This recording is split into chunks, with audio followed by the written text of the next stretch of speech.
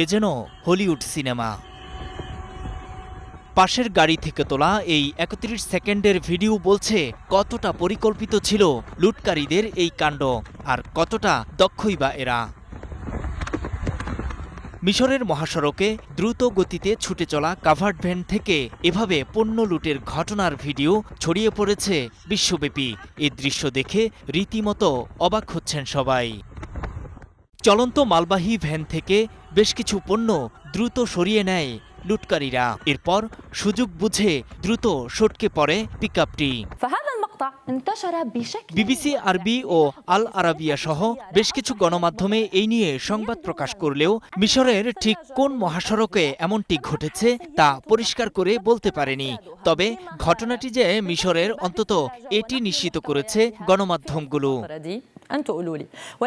BBC আরবি তাদের সংবাদের শিরোনাম করেছে, মহাসড়কে মুরগিবাহী ট্রাকে হলিউডি কায়দায় চুরি।